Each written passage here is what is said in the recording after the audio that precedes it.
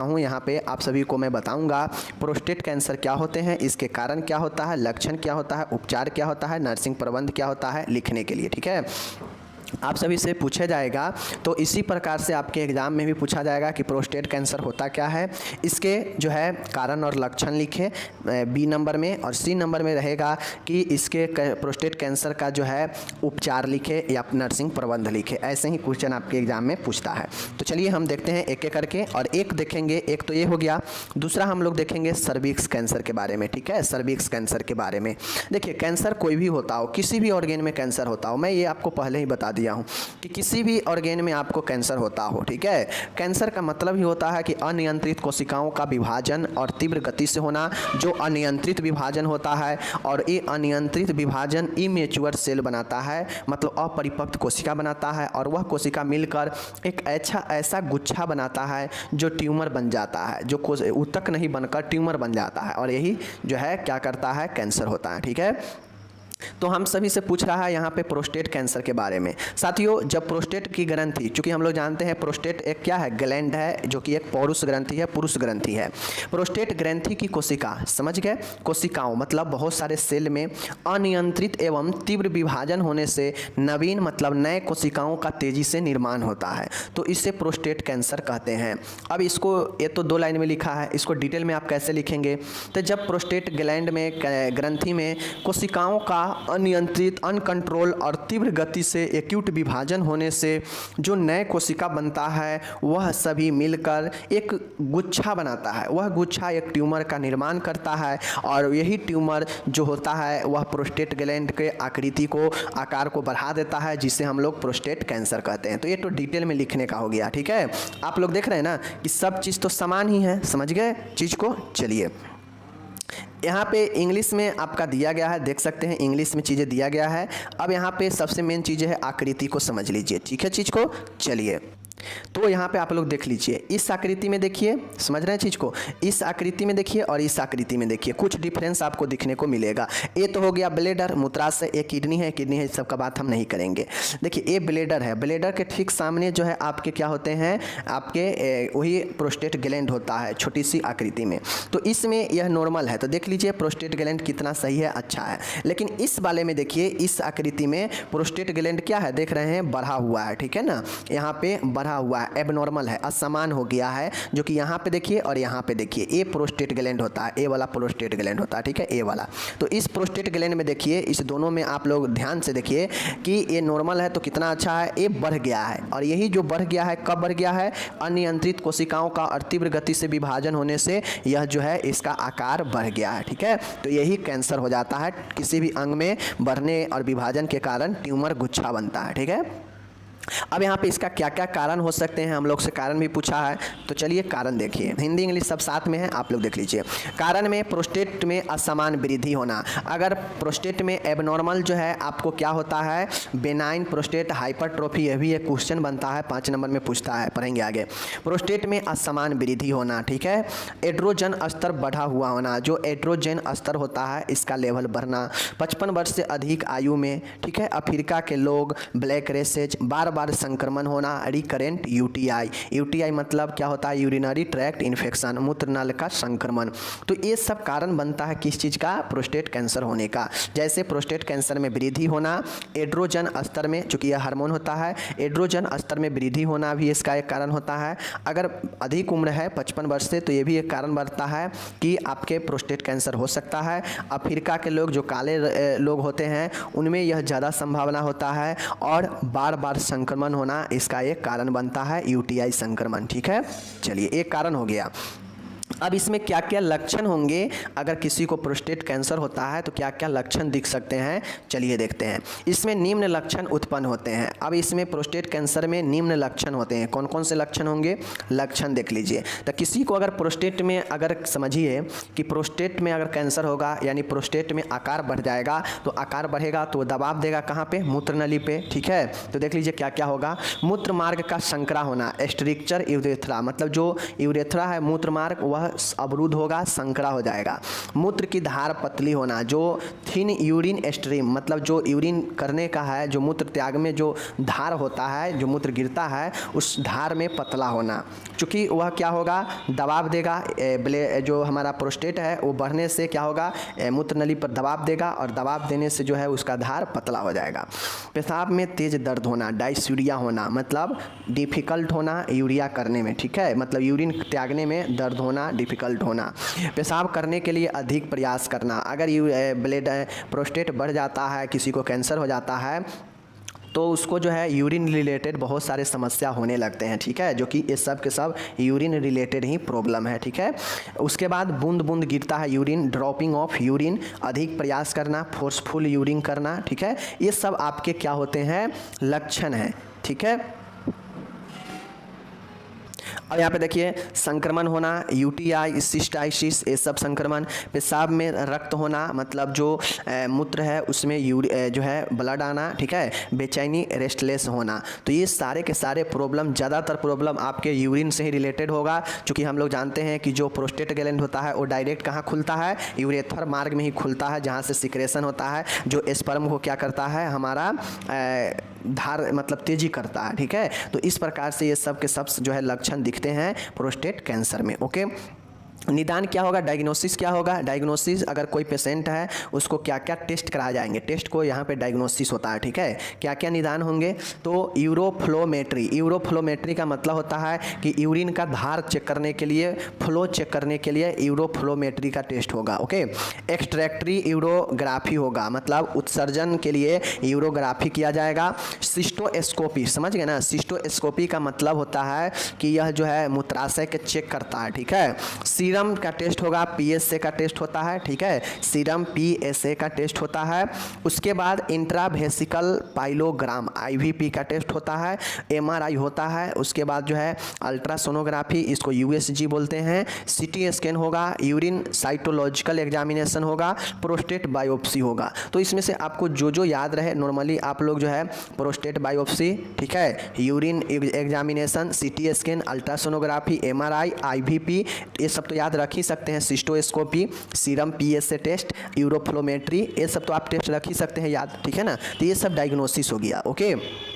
अब हम लोग डायग्नोसिस निदान देख लिए, तो अब हम लोग ट्रीटमेंट देखेंगे कि इसमें क्या क्या उपचार होगा। अगर किसी को प्रोस्टेट कैंसर होता है तो उसमें क्या क्या जो है उसका इलाज में, उपचार में क्या क्या चीज़ें होगा। चलिए देखते हैं। पहला है रेडिकल प्रोस्टेक्टोमी। रेडिकल प्रोस्टेक्टोमी का मतलब होता है यदि रोगी की आयु 70 वर्ष से कम हो तो प्रोस्टेट ग्लैंड को सर्जरी द्वारा हटा दिया जाता है।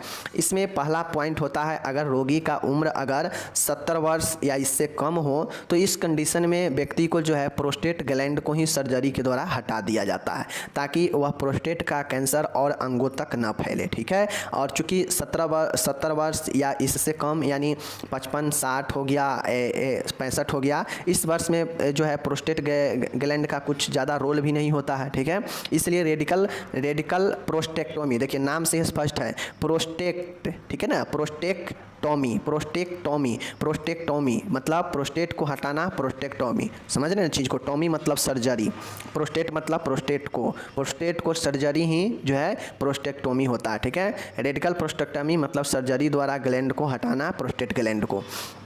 नेक्स्ट है, यदि रोगी की आयु 70 वर्ष से अधिक हो तो इंटरनल रेडियोथेरेपी एवं क्रायो सर्जरी की जाती है। आप लोग को पता होगा कि रेडियोथेरेपी में क्या होता है कि रेडिएशन का उपयोग करके जो भी कैंसर सेल होता है उसे नष्ट किया जाता है। तो अगर 70 वर्ष से अधिक हो गया है तो सर्जरी नहीं होगा, इसमें इंटरनल रेडियोथेरेपी या फिर क्रायो सर्जरी किया जाता है। क्रायो सर्जरी क्या होता है, जो बहुत अधिक तापमान, बहुत कम, एकदम लो से लो पॉइंट पर फ्रीजिंग किया जाता है और उसको नष्ट किया जाता है, ठीक है, यही क्रायो सर्जरी होता है।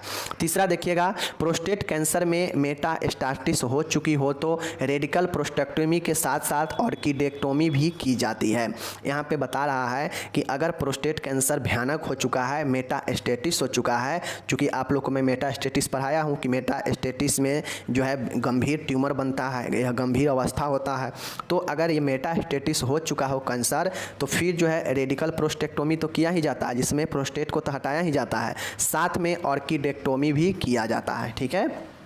चलिए, रोगी को हार्मोन थेरेपी दी जाती है जैसे सिंथेटिक एस्ट्रोजन एंड एंटी एड्रोजेंस, ठीक है। मतलब रोगी को हार्मोन थेरेपी तो दी ही जाती है, साथ में रोगी को हार्मोन थेरेपी में सिंथेटिक एस्ट्रोजन दिया जाता है एंड एंटी एड्रोजेंस दिया जाता है, याद रखिएगा। रोगी को कीमोथेरेपी भी दी जाती है। कीमोथेरेपी भी जानते हैं कि कैंसर के उपचार में काम आता है, जैसे देख सकते हैं साइक्लोफॉस्फेमाइड, ठीक है, साइक्लोफॉस्फेमाइड, डॉक्सोरूबिसिन, सिस्प्लाटिन, विंडेसिन, ये सब आपका रेडियोथेरेपी का कीमोथेरेपी में दिया जाने वाला दवाई है। कोई भी याद रखिएगा, विंडेसाइन, डॉक्सोरूबिसिन, सिस्प्लाटिन, साइक्लोफॉस्फेमाइड, ठीक है। चलिए, अब यहाँ पे आपका इंग्लिश में दिया गया है उपचार को, तो आप इंग्लिश वाले इंग्लिश में देख सकते हैं। यहाँ पे सब कंप्लीट आपको PDF डिस्क्रिप्शन से मिल जाएगा। ओके, चलिए, अब यहाँ पे देख सकते हैं।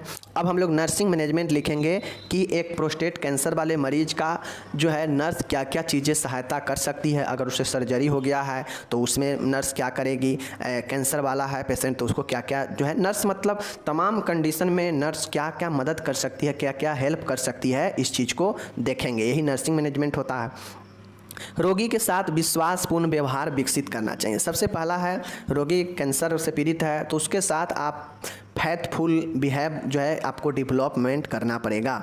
रोगी के प्रश्नों का सकारात्मक ढंग से जवाब देना चाहिए। जो भी रोगी है, चूँकि रोगी इस कंडीशन में कैंसर में रहता है कि रोगी अपने मेंटली हरास भी होते रहता है, उसे लगता है कि हम ठीक होंगे या नहीं होंगे, तो इसमें जो भी प्रश्न का उत्तर होगा वो पॉजिटिव जो है तौर पे सकारात्मक ढंग से देंगे। रोगी को यूरिनरी कैथेटर लगे रहने के लिए बताया जाता है एवं इसकी आवश्यक देखभाल की जाती है। चूँकि हम लोग ऊपर पढ़े हैं लक्षण में कि इसमें पेशेंट का यूरिन जो है बूंद बूंद होता है, फोर्सफुल त्यागना पड़ता है, मतलब क्लियर यूरिन नहीं हो पाता है, तो इसके लिए यूरिन कैथेटर लगाया जाता है। अब ये लगे रहता है तो इसमें इसका देखभाल आवश्यक की जाती है, ठीक है, ये नर्स का एक जिम्मेदारी है। रोगी को दर्द होने पर एनाल्जेसिक प्रदान की जाती है। अगर रोगी को दर्द हो रहा हो तो एनाल्जेसिक प्रदान किया जाता है एवं तीव्र दर्द होने पर एप्वाइड एनाल्जेसिक प्रदान की जाती है। अगर नॉर्मल दर्द है तो नॉर्मल एनाल्जेसिक, अगर तीव्र दर्द है, एक्यूट पेन है, तो एप्वाइड एनाल्जेसिक दिया जाता है। ओके, यदि रोगी को डिहाइड्रेशन हो, मतलब निर्जलीकरण हो, तो IV फ्लूइड इन्फ्यूजन किया जाता है। IV फ्लूइड मतलब होता है तरल, इन्फ्यूजन मतलब शरीर के अंदर भेजना, ठीक है, और IV मतलब इंट्रावेन, मतलब इंट्रावेन के द्वारा डिहाइड्रेशन को दूर करना। ओके, छठा है, रोगी को 24 घंटे इनटेक आउटपुट चार्ट का मेंटेन करना चाहिए। ओके, लंबे समय तक बिस्तर पर रहने वाले को बेड सोर हो सकता है। आप लोग फर्स्ट ईयर में पढ़े हैं कि लंबे समय तक अगर कोई बिस्तर पर रहता है तो उससे दराब बर्न हो सकता है। इसके लिए दराब बर्न से बचाने के लिए एयर मैट्रेस का उपलब्ध कराना चाहिए, ये नर्स का जिम्मेदारी है। रोगी के परिचितों को सदैव सकारात्मक व्यवहार करने के लिए प्रेरित करना चाहिए। अब जो भी रोगी का रिलेटिव है उसको पेशेंट से हमेशा जो है सकारात्मक व्यवहार अपनाने के लिए प्रेरित करना चाहिए। रोगी के व्यक्तिगत स्वच्छता को बनाए रखना चाहिए, ठीक है, एज ए नर्स आपको रोगी के पर्सनल हाइजीन को मेंटेन करना चाहिए। रोगी को सर्जरी अगर हुआ है तो उसके बाद पूर्ण एसेप्टिक तकनीक, अपतुइता तकनीक द्वारा नियत समय पर ड्रेसिंग करनी चाहिए। चूँकि यहाँ पे हम लोग ऊपर देखे हैं उपचार में कि सर्जरी भी संभव है, तो अगर कोई ऐसे पेशेंट है अगर सर्जरी हुआ है तो उसको बिल्कुल एसेप्टिक तकनीक के द्वारा ड्रेसिंग भी बार बार करेंगे, नर्स का जिम्मेदारी है। रोगी के जैविक चिन्ह नियमित रूप पर नोट करनी चाहिए, वाइटल साइन। उल्टी या दस्त द्वारा होने वाले फ्लूइड लॉस की गणना की जाती है। कितना पेशेंट उल्टी कर रहा है, कितना उसके शरीर से फ्लूइड का लॉस हो रहा है, इसका गणना की जानी चाहिए ताकि आप आंकलन कर सके कि पेशेंट के शरीर में कितना तरल हो सकता है और कितना तरल लॉस हो गया है, ठीक है। ये है 12। 13 नंबर यहाँ पे देखने को मिलेगा आपको कि सर्जरी के बाद कैंसर की स्थिति एवं उसके प्रभावों के बारे में रोगी के व्याप्त भ्रम का समाधान करना चाहिए। मीन्स अगर कोई पेशेंट है, सर्जरी हुआ है प्रोस्टेट कैंसर का, तो पेशेंट में कोई ऐसा भ्रम नहीं होनी चाहिए जिससे वो तकलीफ़ में हो। जैसे लोगों को लगता है कि सर्जरी हुआ है तो मेरा ठीक हो पाएंगे या नहीं हो पाएंगे, या कैंसर कैंसर है तो कैंसर या सर्जरी के बाद सही हो जाएगा, हम ठीक हो जाएंगे, या सर्जरी के बाद भी नहीं ठीक होंगे। क्योंकि कैंसर के लोग इस नज़रिए से देखते हैं कि बहुत ख़तरनाक होता है, ठीक है ना। तो इसलिए भ्रम को दूर करना चाहिए, समाधान करना चाहिए एज ए नर्स। रोगी को पोषण की आवश्यकताओं को ध्यान रखकर उसे पूरा करना चाहिए। रोगी के जो भी आवश्यक पोषण है, न्यूट्रिशन है, उसे ध्यान में रखकर एज ए नर्स पूरा करना चाहिए। इस प्रकार से मैंने आपको 14 पॉइंट नर्सिंग मैनेजमेंट का बताया, लेकिन आपको जितना पॉइंट हो आप इसमें और सारा ऐड कर सकते हैं, ठीक है। ये आपके ऊपर डिपेंड है कि आप एक नर्स खुद को मानिए, और एक पेशेंट, वैसा पेशेंट जिसको कैंसर है, कैंसर में भी उसको सर्जरी संभव है, तो आपको सर्जरी के लिए भी देखभाल लिखना पड़ेगा, कैंसर के लिए भी देखभाल लिखना पड़ेगा। मतलब सभी के दृष्टिकोण से ध्यान में रखते हुए आपको एक प्रोस्टेट कैंसर वाले मरीज का नर्सिंग मैनेजमेंट लिखना पड़ेगा। जो मैं ये 14 पॉइंट बताया, इसी से रिलेटेड और सारे चीज़ आप सोच कर इसमें लिख सकते हैं। बाकी अब इंग्लिश यहाँ पे दिया गया है, आपके इंग्लिश देख लीजिए, ठीक है। तो यहाँ पे मैं आपको सारे के सारे चीज़ें मैंने बता दिया, जितना ईजी से ईजी हो सका मैं आपको बताने का प्रयास किया हूँ। बाकी आपके सामने में है। चलिए अब चलते हैं नेक्स्ट प्रश्न। नेक्स्ट प्रश्न हमारा कैंसर से ही जुड़ा हुआ है, सर्विक्स कैंसर। देखिए, प्रोस्टेट कैंसर आपके मेल में होता है और सर्विक्स कैंसर आपके फीमेल में होता है। चूँकि सर्विक्स तो फीमेल में ही ना होता है और प्रोस्टेट तो मेल में ही होता है, तो ये दोनों प्रश्न महत्वपूर्ण बनता है, इसलिए मैं ये कैंसर आपको पढ़ाया हूँ। ये दोनों कैंसर उस कैंसर मैं इसलिए नहीं पढ़ाया हूँ कि आपको बहुत सारे कैंसर का पढ़ने का ज़रूरी नहीं है। अगर आप 2-3 चीज़ों को ही बढ़िया से अगर समझ लेते हैं कि कौन कैंसर क्या होता है, कैंसर में क्या उपचार होता है, क्या नर्सिंग मैनेजमेंट होगा, तो कोई भी कैंसर आपसे पूछ देगा, किसी भी चीज़ के बारे में आप आराम से उसको लिख देंगे। जैसा कि मैं आपको अभी प्रोस्टेट कैंसर के बारे में बताया हूँ, अब मैं सर्विक्स कैंसर के बारे में बताने जा रहा हूँ। ये दोनों को आप लोग समझ लिए। पहले ब्लड कैंसर के बारे में बताया था, उसको भी अगर समझ लिए तो इसके अलावा अगर कोई और कैंसर भी पूछेगा तो आप आसानी से उसको जवाब दे देंगे। टोटल चीज़ें सेम प्रोसेस के थ्रू उसमें लिख देंगे, ठीक है। तो थोड़ा दिमाग लगाइएगा अगर कोई अगर आपसे चीज़ के बारे में, कैंसर के बारे में पूछ लेगा तो। बाकी मैं इतना पढ़ा दिया, यही इनफ है। सर्विक्स, प्रोस्टेट, ब्लड कैंसर, तो ये सब आपका इतना इनफ है, ठीक है। ये सर्विक्स यानी ग्रीवा कैंसर क्या होता है, इसके कारण, प्रकार, लक्षण, निदान व प्रबंध बताना है। यानी सिर्फ क्वेश्चन सेम है, सिर्फ बदल गया है कि सर्विक्स कैंसर क्या है, ठीक है ना, इसके बारे में बताना है। चलिए देखिए, सर्विक्स गर्भाशय मुखीय कैंसर, इसी को हम लोग ग्रीवा कहते हैं, ठीक है। अब देखिए, सबसे पहले आपको समझना पड़ेगा कि ये होता कहाँ है। साथियों, ऐसे कुछ जो है क्या होता है, आपका यूट्रस होता है, ठीक है। ऐसे कुछ यूट्रस होता है, ऐसे ही होता है कुछ ऐसे। अब यहाँ पे आके आपको जो है एक पतला सा छोटा सा क्या होता है, ग्रीवा होता है। यहीं पे आपका छोटा सा ग्रीवा होता है। इसके बाद जो है आपके क्या होते हैं, ए भेजिना होता है, ठीक है। तो ये जो ग्रीवा होता है, इसी ग्रीवा में कैंसर हो जाता है। चूँकि यह बहुत सूक्ष्म एक रास्ता होता है, जगह होता है, जिसके थ्रू जो है मूत्र का त्याग या फिर जो है आपके जो है स्पर्म जो है अंदर यूट्रस के थ्रू जो है फैलोपियन ट्यूब में जाता है। तो इस प्रकार से यह ग्रीवा एक महत्वपूर्ण ऑर्गेन होता है जो यूट्रस को और यूरेथ्रा को जोड़ने का काम करता है, ठीक है। चलिए देखिए, गर्भाशय की सर्विक्स की कोशिका, मतलब वही चीज़ है कि सर्विक्स की कोशिकाओं में अनियंत्रित विभाजन और तीव्र गति से विभाजन होने से कैंसर की स्थिति उत्पन्न होती है। यह स्त्रियों में होने वाला सर्वाधिक कैंसर है। स्त्री में जो कैंसर होता है उसमें सर्वाधिक जो कैंसर होता है वह सर्वाइकल कैंसर ही होता है, मीन्स गर्भाशय मुखीय कैंसर या ग्रीवा कैंसर ही होता है। तो इस चीज़ को आपको समझना पड़ेगा। चीज़ें समझ गए। आपसे कोई भी कैंसर के बारे में पूछे, सीधा लिखिएगा कि वहाँ का यानी सर्विक्स के कोशिकाओं में अनियंत्रित, अगर आपसे फेफड़ा पूछेगा तो फेफड़ा की कोशिकाओं में अनियंत्रित और तीव्र गति से विभाजन होने से अपरिपक्व कोशिकाओं का गुच्छा बनना और ट्यूमर के रूप में निर्माण होना ही जो है क्या कहलाता है, उस फेफड़ा कैंसर कहलाता है। लेकिन हमें तो यहाँ पर पढ़ना है सर्विक्स का, तो हम सर्विक्स के बारे में लिख देंगे, समझ गए। चलिए, टाइप्स क्या होते हैं, यह 2 प्रकार के होते हैं। सर्विक्स कैंसर 2 प्रकार से हो सकते हैं, एक एक्टो सर्विक्स कैंसर और एक इंडो सर्विक्स कैंसर। एक्टो होता है जो बाहर की तरफ होता है और इंडो जो होता है वह अंदर की तरफ होता है। तो दोनों याद रखिएगा, एक्टो और इंडो सर्विक्स कैंसर, ओके। इस फिगर से समझने का आप लोग प्रयास कीजिएगा। यहाँ से समझिएगा आप लोग। देखिए, ये यूट्रस है, ये यूट्रस है, मैंने अभी आपको बताया ये यूट्रस होता है, ठीक है। कुछ इसी प्रकार से यूट्रस है, ये समझ गए, ये यूट्रस है, ये क्या है, यूट्रस है, समझ गए ना। अब ये यूट्रस है तो आप लोग जानते हैं कि जहाँ से यूट्रस का सूक्ष्म नली शुरू होता है वहीं से सर्विक्स भी शुरू होता है और आगे जहाँ फैल जाता है वह वेजिना हो जाता है। तो देख लीजिए यहाँ पे यहाँ से आपका क्या हो गया, सूक्ष्म नली शुरू हो गया और यहाँ तक आपका क्या हो गया, सूक्ष्म नली है। इसके बाद जो है फैल गया है, यानी ये भैजिना हो गया। तो जो सूक्ष्म नली होता है जो यूट्रस के और भैजिना के बीच में होता है, यह बीच में ही है। यूट्रस इधर है, इधर भैजिना है, यह बीच में ही है सूक्ष्म नली। तो इसी को हम लोग क्या कहते हैं, भैजिना कहते हैं। ठीक है, सॉरी सर्विक्स कहते हैं इसी वाले पार्ट को। ठीक है, तो अगर यह बाहर की तरफ हो, देखिए एक कैंसर आपको कुछ दिख रहा होगा, ए वाला एक ट्यूमर के रूप में दिख रहा है ना, एक अलग सा इस प्रकार ये वाला। तो ए वाला जो होता है यही कैंसर है। यहाँ पे कोशिका निर्माण हुआ है, चूँकि हम लोग जानते हैं कि शरीर में हर एक ऑर्गेन में कोशिका भरा हुआ है, कोशिका से ही मिलकर ऊतक बनता है और ऊतक ही क्या करता है, शरीर का बनाता है, निर्माण करता है। ठीक है, रचना करता है। तो ये जो हमारा है देख सकते हैं, ये जो यहाँ का जो ऊतक होगा, इस सर्विक्स का जो ऊतक होगा, इस सर्विक्स का जो ऊतक या सेल बोलिए, ये जो सेल है इसमें नियंत्रित और तीव्र गति से विभाजन हुआ होगा। अब किसी भी चीज़ में अगर आप खाना अगर बहुत खा लिए और तेज़ी से खा लेंगे, तेज़ी से बहुत ज़्यादा खा लेंगे तो आपको अपच और दिक्कत करेगा ही करेगा।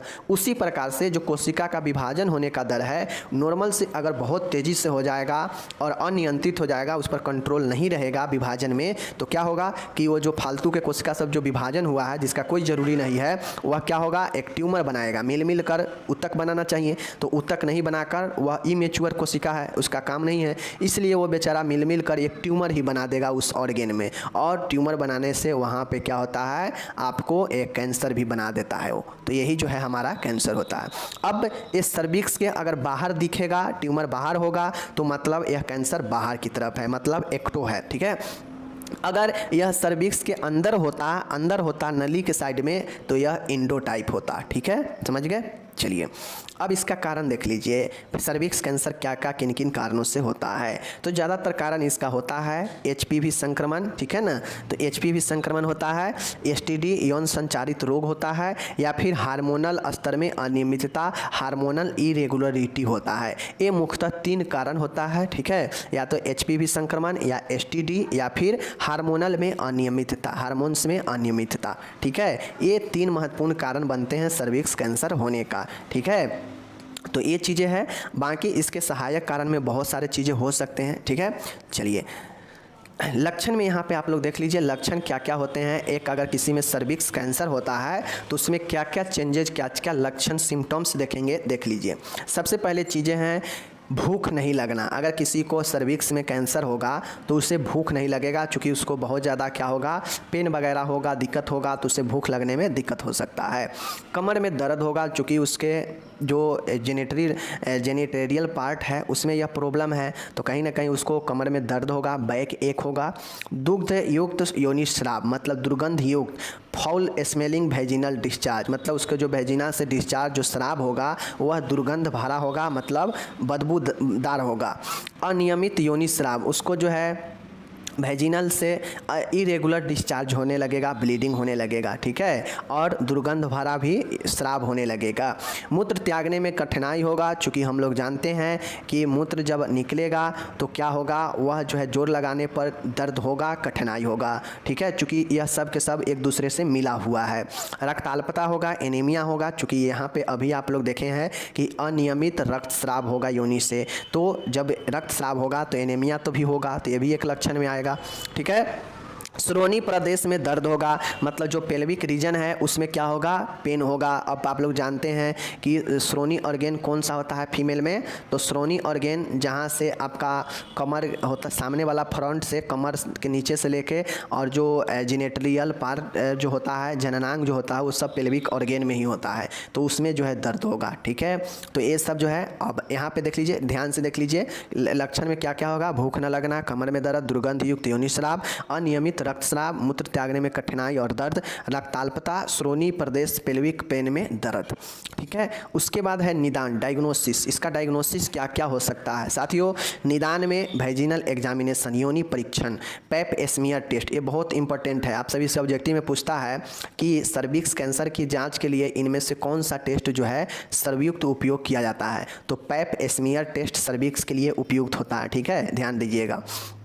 उसके बाद CT स्कैन, MRI, उसके बाद वेजिनल स्वैब कल्चर, जो वेजिना से स्राव हो रहा हो डिस्चार्ज, उसका टेस्ट किया जाता है, उसी को वेजिनल स्वैब कल्चर बोलते हैं। सर्वाइकल साइटोलॉजिकल एग्जामिनेशन होता है, क्या होता है, सर्वाइकल साइटोलॉजिकल एग्जामिनेशन होता है, ठीक है। तो इस प्रकार से ये सारे के सारे आपके डायग्नोसिस है, ध्यान में रखिएगा। Vaginal examination, pap smear, MRI, CT scan, vaginal swab culture और सर्वाइकल साइटोलॉजी। तो कारण, लक्षण, निदान देख लिए। अब हम लोग इसके देखेंगे उपचार। उपचार मीन्स ट्रीटमेंट। ट्रीटमेंट में क्या क्या होगा एक कैंसर वाले पेशेंट के लिए देख लीजिए। इसका उपचार कैंसर की अवस्थाओं पर निर्भर करता है। कैंसर किस अवस्था में है, यह जो है उपचार उसी अवस्था पर निर्भर करता है, ठीक है। पहला है रेडियोथेरेपी। रेडिएशन थेरेपी आप लोग पढ़े हैं, जिसमें क्षतिग्रस्त कैंसर कोशिकाओं को जो है क्षतिग्रस्त किया जाता है रेडिएशन डालकर, जो कैंसर कोशिकाओं को क्या करता है, नष्ट करता है। यह आंतरिक और बाह्य दोनों प्रकार से हो सकती है, और सर्विक्स कैंसर भी दोनों प्रकार से होता है, एक्टो और इंडो दोनों। तो इसलिए यह रेडिएशन थेरेपी भी आंतरिक और बाह्य दोनों से होता है। तो ये भी आपका रेडियोथेरेपी पहला उपचार का प्रकार है। दूसरा है क्रायोसर्जरी। क्रायोसर्जरी का मतलब होता है इसमें अत्यधिक कम, मतलब एकदम फ्रीजिंग किया जाता है, मतलब ऐसा तापमान रखा जाता है कि शरीर का अंग वहाँ पे क्या हो, जम जाए। तो जहाँ भी यह सेल रहता है जो कैंसर वाला है, तो वहाँ पे क्रायो सर्जरी के द्वारा यानी एकदम लो पॉइंट किया जाता है तापमान का, जिससे वहाँ का जो कोशिका हो वह नष्ट हो जाए एकदम कम तापमान होने से। चूँकि आप लोग देखते हैं, आप अपने बॉडी पे बहुत हार्ड अगर आप लोग बर्फ़ रखिए तो क्या होगा, आपके वहाँ पे शून्यता ला देता है ना शून्यता। तो उसी प्रकार से उससे भी कम अगर तापमान का उपयोग किया जाएगा तो कैंसर ग्रस्त कोशिकाओं को नष्ट कर देता है, और यही क्रायो सर्जरी होता है, ठीक है। चलिए, तीसरा है समूल रेडिकल हिस्टेरेक्टोमी। हिस्टेरेक्टोमी का मतलब होता है कि यूट्रस का सर्जरी होता है, ठीक है। यूट्रस को सर्जरी करना हिस्टेरेक्टोमी कहलाता है, ठीक है। हिस्टेरेक्टोमी कहलाता है। रेडिकल हिस्टेरेक्टोमी मीन्स समूल गर्भाशय छेदन, ठीक है। गर्भाशय के छेदन, गर्भाशय छेदन हिस्टेरेक्टोमी कहलाता है, ठीक है। चलिए देखिए, यदि कैंसर इन्वेंसी स्टेज में हो तो हिस्टेरेक्टोमी की जाती है। इसमें गर्भाशय के साथ साथ उसके सहायक अंगों जैसे फैलोपियन ट्यूब, अंडाशय आदि को भी सर्जरी द्वारा हटा दिया जाता है। क्योंकि हम लोग जानते हैं कि यूट्रस से लगा हुआ सर्विक्स होता है। अगर सर्विक्स में कैंसर है और यह इन्वेंसिव स्टेज में है, बिल्कुल मतलब खतरनाक स्टेज में है, तो हिस्टेरेक्टोमी किया जाता है। मतलब यूट्रस का सर्जरी के द्वारा निकाल दिया जाता है। यूट्रस सहित उसके जो भी सहायक अंग है, फैलोपियन, अंडाशय, सर्विक्स, ये सबको हटा दिया जाता है, ठीक है। तो यही रेडिकल हिस्टेरेक्टोमी होता है। अब हटा दिया जाएगा तो कैंसर सेल उस सर्जरी के द्वारा निकल जाएगा, तो फिर अब नहीं हो पाता है, ठीक है। तो ये है 3 प्रकार से जो है इसका क्या किया जाएगा, आपका उपचार किया जाएगा। और इसमें कीमोथेरेपी भी आप लोग लिख सकते हैं, कीमोथेरेपी भी दिया जाएगा। तो कीमोथेरेपी मैं यहाँ पे इंक्लूड नहीं किया हूँ क्योंकि कैंसर कीमोथेरेपी में भी चलता है, तो आप कीमोथेरेपी कैंसर में भी चलता है, तो आप कीमोथेरेपी भी यहाँ पे लिख देंगे। यहाँ पे इंग्लिश दिया गया है, सबका तीनों का इंग्लिश दे दिया गया है, ठीक है। चलिए, अब लास्ट स्टेप आता है आपका, उपचार भी हो गया, तब नर्सिंग प्रबंध पूछेगा आपसे।